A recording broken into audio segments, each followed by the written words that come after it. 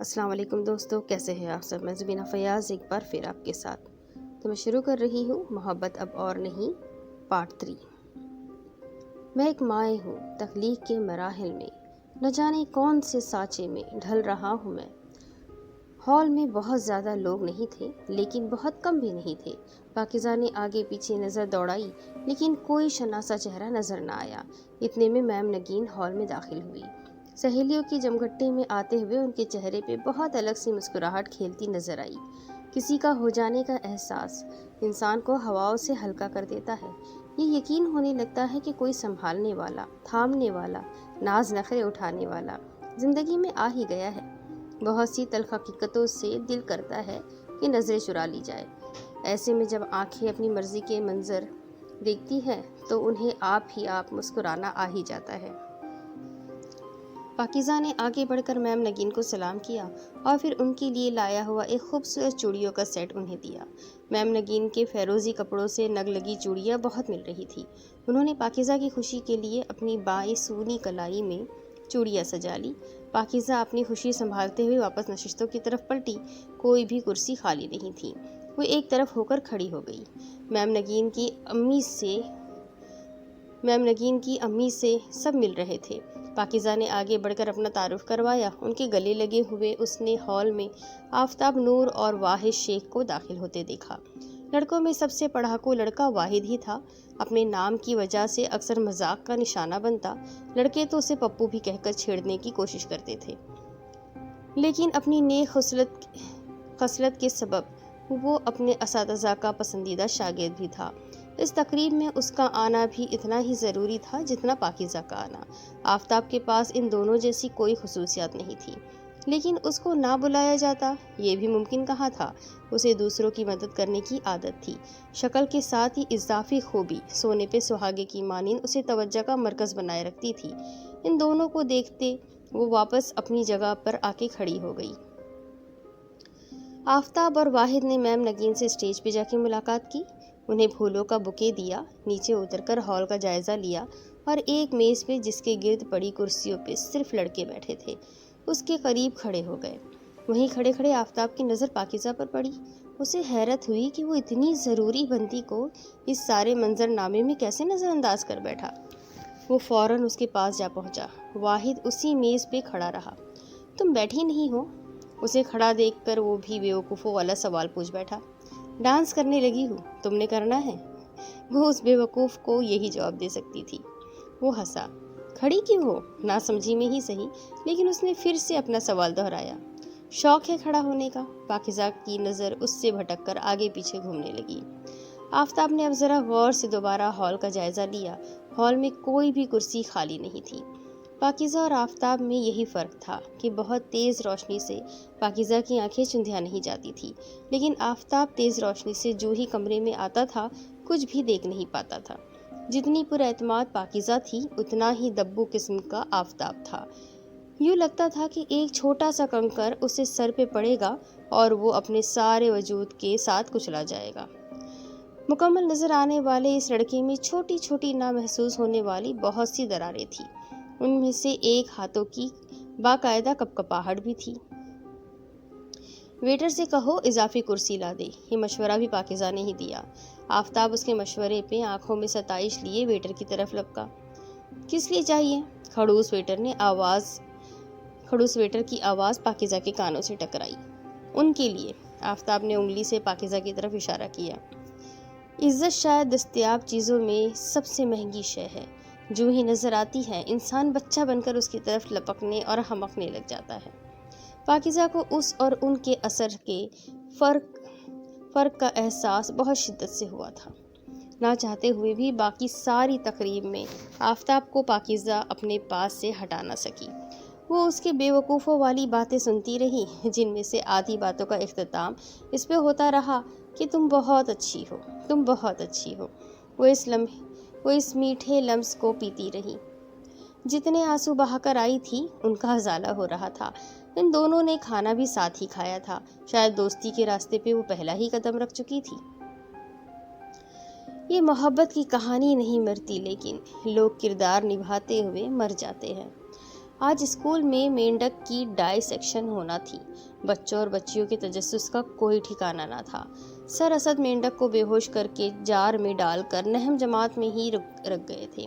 Class کی نسبتاً نڈر لڑکی سائمہ نے سارے دن میں تقریباً ہر کلاس میں اس جار کو لے جا کر دکھایا تھا۔ چھوٹے کلاسز کے اکثر بچے تو جار کی شکل دیکھ کر ہی ٹسوے بہانے لگ جاتے۔ سب ہی سرگرم نظر آ رہے تھے۔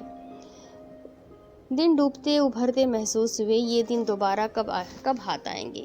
کبھی بھی نہیں۔ یہ سنہری یادیں دماغ کے منظرنامے پہ نقوش چھوڑ دیں گی۔ ہم خود بڑے ہو جائیں گے اور اسی اسکول میں اسی جگہ بینچ پہ نہ جانے کتنی مزید نسلیں پڑھ رہی ہوں گی۔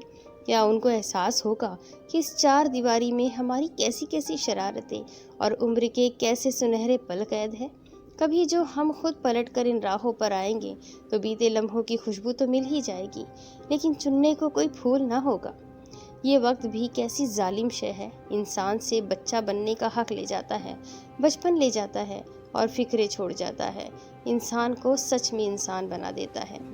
ایسی ہی باتیں وہ سب سوچتے اور اساتذہ بھی ان کے سامنے یہی فلسفہ دہراتے، اپنی یادیں بانٹتے۔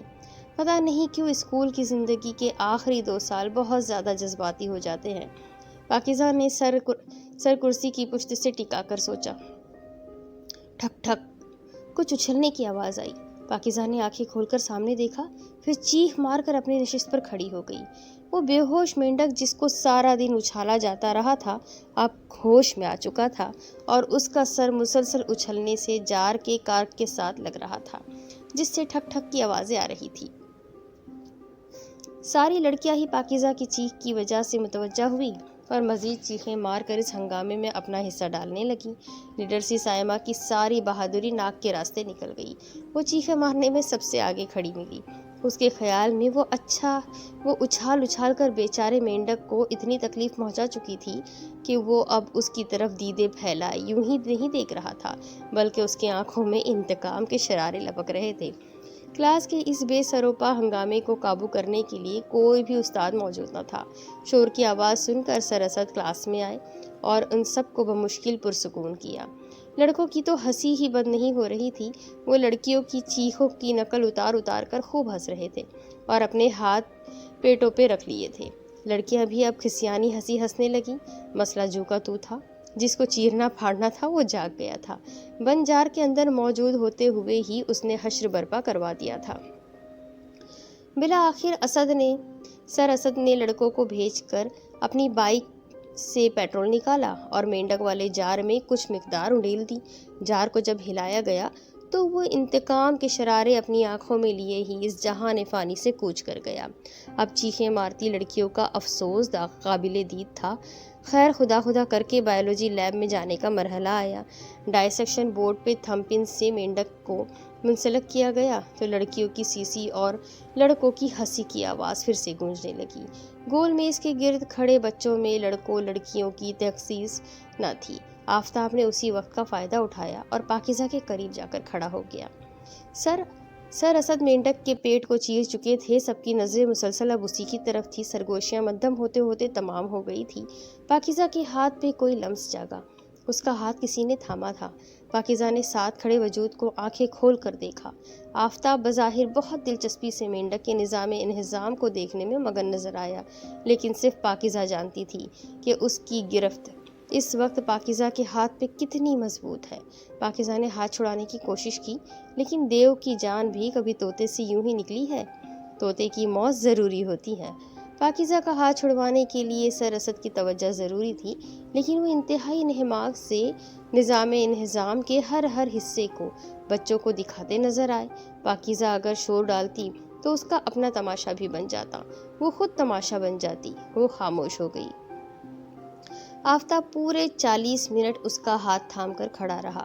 وہ کبھی ہتھیلی کو ہاتھ سے تھام لیتا، کبھی انگلیوں کو پکڑ لیتا۔ گرفت ذرا جو ڈھیلی ہوتی، پاکیزہ فوری طور پہ ہاتھ چھڑوانے کی کوشش کرتی، لیکن اسے کامیابی نہ ملی۔ اس کی آنکھوں کے اندر اتنے انوکھے رنگ اترنے لگے کہ وہ سامنے پڑے مینڈک کے دل اور معدے میں کوئی فرق نہ کر سکی۔ اس کا دل چھوٹا پڑ رہا تھا اور ہتھیلیاں پسینے میں بھیگ رہی تھی۔ کوئی بہت ہی منفرد احساس سر تان کر اس کے لہو میں شامل ہو رہا تھا۔ پہلی بار کسی لڑکے نے اسے چھوا تھا اور اتنی نرمی سے اس کے ناخنوں سے اپنی انگلیاں مس کی تھی۔ پاکیزہ کو اپنا دل ڈوبتا ہوا محسوس ہوا۔ اس کے سر میں درد کی شدید ٹھیسیں اٹھنے لگیں۔ 50 منٹ بعد جب آفتاب نے اس کا ہاتھ چھوڑا تو پاکیزہ کے دماغ میں جتنے تیز جھکڑ چل رہے تھے، دل میں اتنی ہی خاموشی تھی، صحراؤں کی راتوں کی ٹھنڈک سی خاموشی۔ ذرا سی دیر میں دل میں اترنے والے لوگ ذرا سی دیر میں دل سے اتر بھی جاتے ہیں۔ پاکیزہ، یہ تمہاری کاپی۔ آفتاب نے آ کر پاکیزہ کو چیک ہوئی کاپیوں میں سے ایک کاپی نکال کر دی۔ پاکیزہ نے ہاتھ میں کاپی پکڑی اور آفتاب کے منہ پہ دے ماری۔ وہ اس کی طرف دیکھ نہیں رہی تھی۔ دفع ہو جاؤ یہاں سے، اس کی زہر خند آواز گونجی۔ کلاس میں اس وقت صرف 2-4 لوگ اور تھے۔ وہ حیرت سے ان کی طرف مڑے۔ کیا ہوا ہے؟ سائمہ نے پاکیزہ کے کندھے پہ ہاتھ رکھ کر پوچھا۔ آفتاب ششدر سا وہیں کھڑا رہا۔ کچھ بھی نہیں ہوا مجھے، چھوڑ دو مجھے میرے حال پر۔ پاکیزہ نے کندھے پہ جمے ہاتھ ہٹائے۔ کوئی مسئلہ ہے تو ہم حل نکال لیتے ہیں، کوئی ناراضگی ہے؟ فہد نے آگے بڑھ کر معاملہ اپنے ہاتھ میں لینے کی کوشش کی۔ میں کہہ رہی ہوں کوئی مسئلہ نہیں ہے، تم سب لوگ چھوڑ دو، مجھے اپنے مسئلے خود حل کرنے آتے ہیں۔ پاکیزہ قطعی لہجے میں گویا ہوئی۔ لیکن فہد نے اسے سمجھانا چاہا، لیکن آفتاب نے بیچ میں سے بات کاٹ دی۔ چھوڑ دو فہد، کوئی اسے کچھ نہ کہے۔ سب ان دونوں سے دور ہٹ گئے۔ آفتاب نے اپنی کوہنیاں بینچ پر ٹکا دی اور پاکیزہ سے سرگوشی کی۔ مجھے ڈر لگتا ہے کہ جب تک تمہیں سمجھ آئے تب تک کہیں بہت دیر نہ ہو جائے۔ محبت بار بار دستک نہیں دیتی۔ پاکیزہ نے نہوست سے ناک چڑھائی۔ وہ ہاتھ پر لمس جگانے کا بدلہ لے چکی تھی۔ آفتاب جا چکا تھا۔ کیا ہوتا ہے ایک لڑکی کے پاس؟ صرف ایک کردار؟ یہ کیوں میرے کردار کو دھندلا کرنے کے پیچھے پڑ گیا ہے؟ میرے پاس اس کے علاوہ کچھ بھی تو نہیں ہے، کوئی رشتہ بھی نہیں ہے۔ میری ذات کا آئینہ بھی دھندلا ہو گیا تو میں خود سے کیسے نظر ملا پاؤں گی؟ میں کیسے سر اٹھا کر جی سکوں گی؟ اتنی لڑکیاں ہیں کلاس میں، اس گدھے کو کوئی اور کیوں نظر نہیں آتی؟ یہ کسی اور کی طرف اتنی ہی شدت سے متوجہ ہو جائے تو کم از کم میری جان تو چھوٹے۔ مجھے بنانے والے اللہ نے میرے کالے رنگ میں اس گورے رنگ والے کے لیے کیسی کشش رکھ دی ہے؟ یہ آزمائش ہے تو مجھ پہ ہی کیوں آن پڑی ہے؟ یہ امتحان ہے تو میں ہی کیوں دوں؟ یہ مصیبت ہے تو میں ہی کیوں جھیل رہی ہوں؟ یہ انعام ہے تو میری جھولی میں کیوں آن پڑا ہے؟ میں کیسے یقین کر لوں اس بات کا کہ محبت باہیں کھولے دھیرے دھیرے قدم بڑھاتے اپنی ساری خوشبوئیں لیے میری جانب بڑھ رہی ہے؟ کیسے مان لوں کہ محبت مجھ جیسی عام لڑکی پر بھی مہربان ہو سکتی ہے؟ وہ سوچ کے تانے بانے بنتی نہ جانے کس مقام پہ کھڑی تھی۔ زندگی نے تنہا سی لڑکی کو بس ایک نظر دیکھا اور پھر وقت کے گھوڑے کی لگام ڈھیلی چھوڑ دی۔ وہ سر پٹ دوڑنے لگا۔ زندہ رہنے کا حوصلہ دینا کتنا آسان ہے مشورہ دینا۔ تسکین لمبے بال کھولے آئینے کے سامنے بیٹھی تھی، ایک ہاتھ اپنی زلفوں میں پھنسایا ہوا اور دوسرے ہاتھ سے کنگھی کو سختی سے پکڑا ہوا تھا، اتنی سختی سے جیسے دل ہی دل میں کچھ فیصلے کر رہی ہو، کچھ یاد کر رہی ہو، کچھ بھول جانے کی کوشش کر رہی ہو۔ اس کے چمکتے سفید بال آئینے سے منعکس ہو کر اس کی اپنی ہی آنکھوں میں چبھنے لگے۔ وہ غلام بنا لیتا ہے کیونکہ ہم صحیح وقت پہ فیصلہ نہیں کرتے۔ پھپھو کیا کر رہی ہے؟ پاکیزہ کو اپنی تنہائی افسردگی کے دہلیز پہ دھکیلنے کی کوشش میں سرگرداں نظر آئی۔ وہ افسردگی سے چھپتی اس کے دامن کو تنکا جان کر لپکی اور تھامنا چاہا۔ میں کیا کر رہی ہوں؟ میں نے کیا کرنا ہے؟ میں کر ہی کیا سکتی ہوں؟ اپنے نصیبوں کو ہی رو سکتی ہوں، وہی کر رہی ہوں۔ اس نے کنگھی کو آئینے پہ دے مارا۔ ہر وقت عجیب و غریب ماحول بنا رہتا ہے اس گھر کا۔ میں اور آپ 2 لوگ رہتے ہیں اس گھر میں۔ آپ مجھے کچھ نہیں کہتی، میں آپ کو کچھ نہیں کہتی، پھر آخر ہم آرام سے بات کیوں نہیں کر سکتے؟ سکون سے رہ کیوں نہیں سکتے؟ آپ کا ایک دن مزاج ٹھیک ہوتا ہے تو 2 دن برہم رہتا ہے۔ آپ اپنے آج سے سمجھوتا کیوں نہیں کر لیتی؟ وہ الجھ پڑی۔ اس کی پھپھو آج پھر اپنے آپ میں سے نکلی جا رہی تھی۔ کوئی اور وقت ہوتا تو وہ انہیں ان کے حال پہ چھوڑ کر واپس پلٹ جاتی، لیکن تنہائی اتنا الجھاؤ پیدا کر دیتی ہے کہ انسان کا دل الجھنے کو کرنے لگتا ہے۔ میں سکون سے رہنا چاہتی ہوں، لیکن تم نے دیکھا ہے میرے وحشت زدہ کمرے میں ناچتی تنہائی کو؟ تم نے دیکھا ہے میرے ترسنے کو؟ لیکن تم کیوں دیکھو گی؟ تم نے کیوں دیکھنا ہے؟ یہ میرا درد ہے، یہ میں نے جھیلنا ہے۔ میں دوستوں کی محتاج ہوں۔ نام نہاد دوستوں کو ان کے بچے یا شوہر پریشان کرے تو وہ مجھے وقت دینے آ جاتی ہے ورنہ توجہ کی بارش کی منتظر بنی میں بنجر زمین کی طرح اندر ہی اندر ٹوٹ پھوٹ کا شکار ہوتی رہتی ہوں۔ ایک خاک ہے جو میرے سر پر پڑتی رہتی ہے، ایک تنہائی کا طوق ہے جو میرے گلے کا ہار بنا رہتا ہے، ایک پھٹکار ہے جو مجھ پہ برستی رہتی ہے۔ وہ بھی تو الجھی ہوئی تھی، اسے بھی موقع مل گیا۔ اگر تنہائی ایسی ہی ناقابل برداشت تھی تو آپ کو شادی کر لینی چاہیے تھی۔ پھپھو، آپ ابھی بھی کسی کو ڈھونڈ سکتی ہے تو ڈھونڈ لے، اپنا گھر بسائیں، مجھے خوشی ہوگی۔ پاکیزہ نے بڑی آسانی سے حل بتا دیا۔ کتنا آسان ہوتا ہے نا کسی دوسرے کو حل بتانا، چٹکیوں میں دوسروں کو ان کی الجھن کے سلجھاؤ تک پہنچانا۔ ہم اتنے عالم فاضل ہوتے ہیں تو آپ اپنے راستے اپنے لیے کیوں آسان نہیں کر لیتے؟ مجھے برہی ڈھونڈنا ہوتا تو پہلے کیوں نہ ڈھونڈ لیتی؟ تم چاہتی ہو کہ میں خود کے لیے ور ڈھونڈوں تاکہ معاشرہ مجھ پہ انگلیاں اٹھائے، میرے کردار پر انگلیاں اٹھائے۔ پہلے ماں زندہ تھی، اسے میں اتنی عزیز تھی کہ وہ مجھے کسی دوسرے کو سونپنا ہی نہیں چاہتی تھی۔ مرتے مرتے گھر بھی بھائی کی جگہ میرے نام ہی کر گئی۔ انہیں لگا تھا سر پر پڑی چھت سے بڑا کوئی ساتھی نہیں ہوتا۔ انہیں کیا معلوم تھا ہر رات تنہا جاگتے اور اس چھت کو تکتے گزرتی ہے تو یہ چھت آسیب زدہ لگنے لگتی ہے، یہ چھت امان نہیں لگتی، عذاب لگتی ہے۔ ماں کے بعد میں بھائی کو عزیز ہو گئی، اتنی عزیز کہ ان کی ناک کے نیچے کوئی شخص نہیں آیا، کوئی رشتہ ان کو میرے لیے پسند ہی نہیں آیا۔ پھر تمہیں میری گود میں چھوڑ کر دونوں ایک دن نکلے تو واپس کبھی لوٹ کر نہ آئے۔ سال بھر کی بچی کو چلنا پھرنا سکھاتی، اسے اسکول داخل کروا کر لوٹی تو میرے بال اتنے سفید ہو چکے تھے کہ کسی کی محبت کا گلاب ان میں سج ہی نہ سکا۔ آج تم سوچنے اور بولنے کے قابل ہو گئی تو کہتی ہو کہ شادی کر لے۔ کتنا آسان ہے نا مشورے دینا، بہت آسان ہے مشورے دینا، وہ تلخ اور تند لہجے میں کہتی آخر میں ٹھنڈی سی ہو گئی۔ پھپھو، کوئی تو ہوگا جس نے کبھی آپ کو پسند کیا ہوگا، جس کے لیے آپ کا دل بھی دھڑکا ہوگا۔ نہ جانے اتنا ذاتی سوال پوچھنے کی ہمت پاکیزہ کے اندر کہاں سے آ گئی۔ یہ سوال بچپن سے اس کے ذہن میں دستک دیتا رہا تھا۔ آج جو ماحول سازگار دیکھا تو دہلیز پار کر بیٹھا۔ کہکشاؤں کی چمک ایک سیکنڈ کے لیے تسکین کی آنکھوں میں ابھری، اس کے چاندی سے بال شرما گئے، لیکن ساتھ ہی حال جیت گیا، چمک معدوم ہو گئی۔ پاکیزہ، یہ معاشرہ ہے نا، اسے پسند سے، دل کی دھڑکن سے کوئی سروکار نہیں۔ اس کا تعلق ہے تو رسم سے، رواج سے اور عقیدے سے۔ اس معاشرے میں انسان تو مر سکتا ہے لیکن روایات کبھی دم نہیں توڑ سکتی۔ یہ معاشرہ آنکھ سے زنا کی کھلی دعوت دیتا ہے۔ اس معاشرے میں ہر طرح کا زنا جائز ہے اور آسان ہے، لیکن شادی، نکاح اور جائز تعلق بہت مشکل ہے۔ لڑکی والوں کی ناک سے لکیریں کھنچوائی جاتی ہیں اور لڑکے والوں، خصوصاً لڑکے کی ہڈیوں کا رس نکال کر بینڈ باجا بجوایا جاتا ہے۔ لڑکا 15 سال کی عمر میں شادی کا مفہوم سمجھ لیتا ہے اور شادی مانگتا ہے۔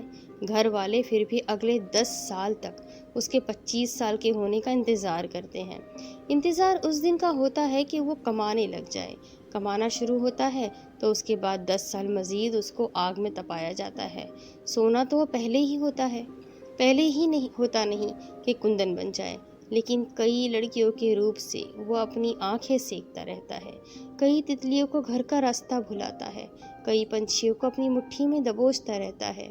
انہی کے گھروں کی لڑکیاں جب ایسے ویسے کسی بہلاوے میں آ جاتی ہے تو سارا ذمہ دار معاشرے کو کمزور بیساکھیوں کو ٹھہرا دیا جاتا ہے۔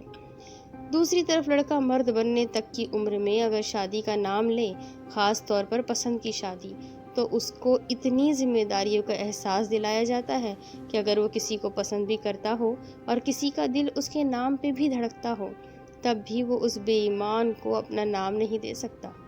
ہمارا معاشرہ اسے اتنی بہادری کی اجازت دیتا ہی نہیں۔ اس معاشرے کی عورت سے تو تم نہ پوچھو کہ اس کا دل کبھی کسی کے نام پہ دھڑکا یا نہیں۔ پاکیزہ نے بہت سے خوابیدہ خواہشات کے پنچھی اس کے لہجے میں پرواز کرتے اور پھر بے موت مرتے دیکھے۔ آپ پریشان نہ ہو پھپھو، اللہ سب اچھا کرے گا۔ اللہ تو ہمیشہ اچھا کرتا ہے، اس نے تو کرنا ہی اچھا ہے، اس کے بندے ہیں سو برائیاں کر لے تب بھی وہ اچھا ہی کرتا ہے، لیکن کچھ چیزیں ہمارے ہاتھ میں بھی ہوتی ہے۔ اگر ہم ان چیزوں پہ کسی وقت اسٹینڈ نہیں لیتے تو ہمیں کوئی حق نہیں ہے کہ ہر کسی کو الزام دیں۔ مجھے بھی کوئی حق نہیں ہے کہ میں کسی کو الزام دوں۔ پل میں تولا پل میں ماشا ہوتا مزاج، اس کی آنکھوں سے آنسوؤں کی صورت روا ہوا۔ وہ چیزوں کو ہذیانی انداز میں الٹ پلٹ رہی تھی۔ پاکیزہ خاموش کھڑی اسے ماضی پہ آنسو بہاتا دیکھتی رہی۔ وہ جانتی تھی کہ اب سانپ دائرے سے باہر نکل چکا ہے، لکیر پیٹنے کا کوئی فائدہ نہیں ہے۔ وہی ہونا تھا جو ہمیشہ سے ہوتا آیا ہے، چاہے وہ خاموش کروائے یا نہ کروائے۔ تمہیں زندگی موقع دے تو تم ضرور لینا موقع۔ تم آخری دیے سے بھی آگ لگا سکو تو لگا لینا، اپنے حصے کی زندگی جینا۔ مجھے تو کسی نے زندگی جینے ہی نہیں دی۔ پہلے میری ماں میری دشمن بنی رہی، پھر میرا بھائی میرے سر پہ سوار رہا۔ تمہارے باپ کی وجہ سے آج میں ایسی ہوں۔ تمہاری ماں کو اپنی رنگرلیاں منانے سے فرصت ملتی تو وہ گھر میں ایک تنہا سڑتے ہوئے وجود کا جائزہ لیتی، پھر تمہیں میرے سر پہ چھوڑ دیا گیا۔ سب منحوس میرے لیے ہی رہ گئے تھے۔ تسکین اپنے سنگھار میز پر پڑی سب چیزوں کو ہاتھ مار کر گرا چکی تھی۔ اب ساری رات اس سے قالین پر پڑے بڑبڑاتے رہنا تھا۔ اگر کوئی اس کے قریب آتا تو وہ خود کو نقصان پہنچا لیتی۔ ایسا ایک دو نہیں، سینکڑوں بار ہو چکا تھا۔ اگلی آنے والی صبح نارمل ہوتی، تاثرات سے عاری چہرہ لیے ناشتہ تیار رکھے ملتی، جیسے کل رات کچھ ہوا ہی نہ ہو، کوئی خواب مرا ہی نہ ہو، کوئی پرندہ پھڑپھڑایا ہی نہ ہو اور کوئی سانس اٹکا ہی نہ ہو۔ دن بھر تو میں دنیا کے دھندوں میں کھویا رہا۔ جب دیواروں سے دھوپ ڈھلی تم یاد آئے۔ انسان کو اپنے ماں باپ سے ہزاروں شکوے ہوں، وہ بظاہر ان سے دور ہو جائے، تب بھی وہ ان کی برائی کر سکتا ہے، لیکن سن نہیں سکتا، کسی دوسرے کے منہ سے کسی صورت نہیں سن سکتا۔ پاکیزہ کو اپنے والدین میں سے کسی کا چہرہ یاد نہیں تھا۔ گھر میں پڑی دو چار تصویروں سے ان کے تصور کو بمشکل ذہن نشین کیا، لیکن تصور سے کہیں پہلے شکایتیں اس کے دماغ میں جگہ پاتی گئی۔ بھلا کیسے والدین تھے، 1 سال کی بچی کو چھوڑ گئے، ہزاروں شکوے اور لاکھوں گلے جاگزی رہتے۔ لیکن پھپھو جب کوسنے دیتی تو پاکیزہ کو بھول جاتا کہ اس نے والدین کے بغیر رہ کر والدین کے بارے میں کیا کیا عجیب خیالات پال رکھے ہیں۔ اسے یہ بھی بھول جاتا کہ اس کی پھپھو نے اس کے ہر قدم پہ 100 بلائیں اپنے سر لی ہے، اس کے سکون اور آسائش کا خیال رکھا ہے۔ اسے یاد رہتا تو بس یہ کہ تسکین پھپھو اس کے مرے ہوئے ماں باپ کے بارے میں نازیبا الفاظ استعمال کرتی ہے۔ شاید ان دونوں کے رشتے کے درمیان خلا کی ایک بڑی وجہ یہ بھی تھی۔ اسی وجہ نے پاکیزہ کے اندر بھی چھپے ہوئے بہت سے درز بنا رکھے تھے۔ وہ بظاہر سختی سے مضبوطی سے کھڑی ہوئی ملتی، لیکن تیز ہوائیں جب درازوں سے گزرتی بہت کچھ اندر تک ہل کر رہ جاتا۔ اسکول میں ٹوتھ پیسٹ کی کمپنی والے آئے ہوئے تھے۔ مئی کے مہینے میں ماں کا عالمی دن منانے کے لیے وہ بچوں کے ہاتھوں سے ان کی ماؤں کے لیے پیغامات لکھوا رہے تھے۔ پاکیزہ نے محرومی بھرے کچھ الفاظ کاغذ پر گھسیٹے۔ میم نگین نے اس سے صفحہ لے کر پڑھا اور اسے باقی کلاس کے بچوں کے پیغامات جمع کرنے بھیج دیا۔ پاکیزہ کے کاغذ پر لکھا تھا: دنیا کی سب سے بد نصیب بیٹی وہ ہے جس کی ماں اس کے سر پہ نہیں ہوتی، اسے سرد و گرم سے بچا نہیں سکتی، اس کی تربیت نہیں کر سکتی، اس کے ساتھ ایک بار پھر سے جوان نہیں ہو سکتی، اس کے غم نہیں بانٹ سکتی، اس کے درد نہیں پڑھ سکتی، اسے اپنی آغوش میں سمیٹ نہیں سکتی۔ جب رات گہری ہوتی ہے، آپ کی یاد، آپ کا چہرہ، آپ کا تصور میرے ذہن کے نہا خانوں میں آ بستا ہے۔ میرا دل چاہتا ہے کہ وقت پیچھے پلٹ جائے اور میں آپ کی گود میں چھپ جاؤں۔ ایک دفعہ میں اپنے ہوش و حواس میں آپ کے لمس کی گرمی محسوس کر سکوں، لیکن ایسا ہو نہیں سکتا۔ میں تو بد نصیب ہوں، بہت بد نصیب ہوں۔ تنہائی اور اندھیرا میرا مذاق اڑاتے رہتے ہیں۔ میں روتی رہتی ہوں۔ میں آپ کو بہت یاد کرتی ہوں امی، میں آپ سے بہت پیار بھی کرتی ہوں۔ میم نگین پاکیزہ کے والدین کے انتقال سے واقف تھی۔ انہوں نے اپنی انگلی سے آنکھ کے کنارے پہ آیا آنسو صاف کیا، ایک نظر پاکیزہ کو دیکھا۔ اس کے چہرے پہ کوئی بھی تاثر نہیں تھا، سپاٹ چہرہ لیے وہ پیغامات اکٹھے کر رہی تھی۔ میم نے اس کو ہی ذمہ داری سونپی کہ یہ پرنسپل کے دفتر میں دے آئے۔ سیڑھیاں اترتے ہوئے اس کو ہلکی سی ٹھوکر لگی، صفحے ہاتھ سے گر گئے۔ اس نے ان سب کو اٹھایا اور دوبارہ کھڑی ہوئی۔ سب سے اوپر پڑا پیغام آفتاب کی ٹیڑھی میڑھی لکھائی میں لکھا ہوا ایک جملہ تھا: میں گھر میں جا کر سب سے پہلے اپنی ماں کا چہرہ دیکھتا ہوں، کیونکہ میں جو بھی کہوں یا وہ جو بھی کہیں، انہیں مجھ سے زیادہ اور مجھے ان سے زیادہ کسی سے محبت نہیں۔ پاکیزہ کی رفتار میں سستی آ گئی۔ آفتاب میں کیا تھا؟ کچھ بھی نہیں۔ آنکھیں کھول کر دیکھا جائے تو پیسے اور وجاہت کے علاوہ اس لڑکے میں رتی بھر بھی کشش والی کوئی شے نہیں تھی۔ اس کی لکھائی، اس کی پڑھائی سب عام تھا۔ اعتماد صفر تھا۔ کسی نئے شخص سے بات کرتے ہوئے وہ ہکلانے لگ جاتا، لیکن پاکیزہ مسحور ہو گئی۔ وہ مسحور اس لڑکے سے نہیں ہوئی جو مسلسل اس پہ فسو پھونکنے کی کوشش کر رہا تھا، وہ مسحور اس کے گھر سے ہوئی جس میں ماں رہتی ہے۔ اس جذبے پہ اس کو بھی اختیار نہ تھا۔ ایک گھر جس میں ماں ہو، وہ کتنا حسین ہو سکتا ہے، اس کا اندازہ واقعی صرف وہ کر سکتا ہے کہ جس نے ماں کے بغیر زندگی کو گزارا ہو۔ ہم میں کچھ چیزیں ہوتی ہیں اور دوسروں میں نہیں ہوتی۔ ہم چاہیں یا نہ چاہیں پزل کے ٹکڑوں کی مانند بچھنے لگتے ہیں، اور زندگی کی بساط ہم ادھورے حصوں کو ایک دوسرے سے جوڑ کر منظرنامے کو مکمل کر دیتی ہے۔ اب اس کے آگے کی سٹوری میں آپ کو اگلی قسط میں سناتی ہوں کہ آگے کیا ہوگا۔ میرے ساتھ بنے رہے، چینل کو سبسکرائب کر لیجئے، بیل آئیکن کو ضرور دبا دیجئے۔ اگلی قسط میں پھر ملیں گے، تب تک کے لیے اللہ حافظ۔